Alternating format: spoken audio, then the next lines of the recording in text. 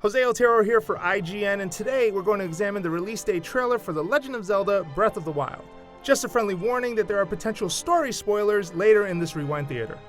Over here is a quick reminder that you never quite know where you'll discover a shrine. You can see one right there on the water. We can see a sandstorm off in the distance. This pair of walrus-like creatures aren't super important right now, but we're going to see them later. This structure is near Gerudo village that you will also see much later. Overall, we see 4 environments before we descend on what might be the Lost Woods. There are Koroks all over this forest haven. Here, we see the Master Sword that's located in front of the Great Deku Tree. This is a wide open field fairly close to Hyrule Castle. You can see wild horses and some bokoblins riding on horseback. Here's a reminder of that floating mechanical bird you saw in the last trailer. We know from prior trailers that Calamity Ganon has ravaged this world for 100 years, and only Link can stop him. Here we see the Temple of Time and more of the Great Plateau. An unidentified old woman describes the history of Hyrule's royal family and Calamity Ganon. Could this be Impa? Breath of the Wild has hinted several connections to the original Zelda. In the first game, Impa was an older woman. Another view from the Great Plateau that leads into a cutscene where Link activates the Resurrection Towers. This is the first time Calamity Ganon appears in the story. We're not sure why you're seeing these enemies here, but we think it has to do with the assault on Hyrule Castle that's shown later. Here we can see that Link can dodge the deadly lasers shot from the Guardian's eye, but you have to quickly sprint to the side. We also get a look at Steep Talus's rock-throwing attack. Link can shield surf on sand with the help of that walrus-like creature and some rope. We haven't seen this anthropomorphic creature with stubby arms popping out of the sand before. Here's Link using the Cryonis rune to cross a moat. Remember folks, our hero can drown if he runs out of stamina while swimming, so this will be the best way to cross long stretches of water.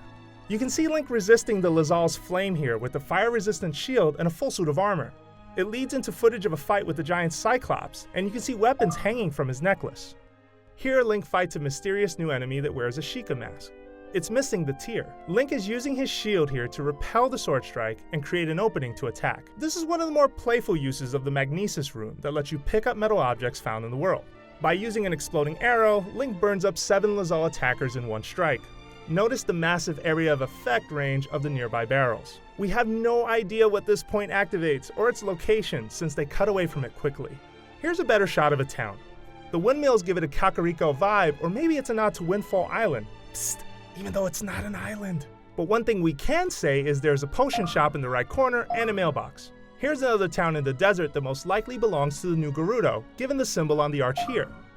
The structure in the back was the same one seen off in the distance at the start of the trailer. This fountain is at the base of Hyrule Castle. It's similar to the one we saw in Zelda Twilight Princess. Link meets the Great Deku Tree, surrounded by Koroks we saw near the start of the trailer. The Deku Tree appears to be the one speaking in this voiceover. This giant creature with fiery claws is likely the thing climbing Death Mountain that we saw at E3. Here's Zelda in a pool of water. This white outfit she's wearing will show up in an out-of-sequence event that might explain why Link was sealed away for 100 years.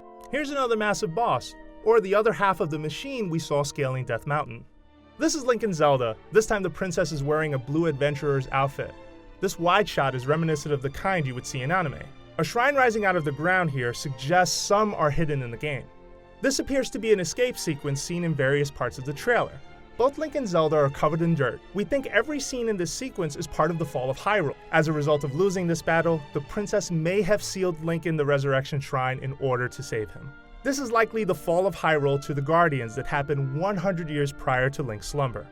Link and Zelda are working together. Notice that she's holding the Sheikah Slate. Link stands alongside a Gerudo. The 2 animals at their sides are a pair of walrus-like beasts they rode to reach this location. Possibly another part of the escape sequence alluded to in this trailer, here Zelda breaks down after presumably losing Hyrule.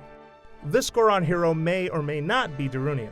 The blue sash is a running theme with the few characters Nintendo has shown, and a hint that he's a major character or possibly a sage.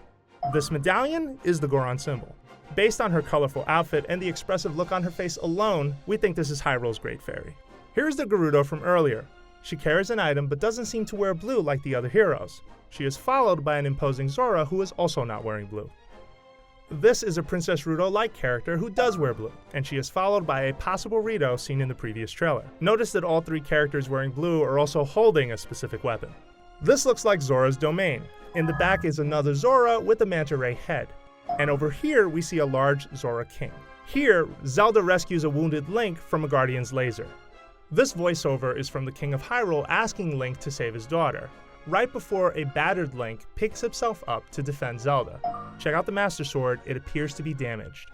As Zelda stands before the Great Deku Tree, you'll notice the same cherry blossoms in the scene before it cuts away. And that was everything we spotted in the latest trailer for The Legend of Zelda Breath of the Wild. For everything Zelda and Nintendo, keep it right here at IGN.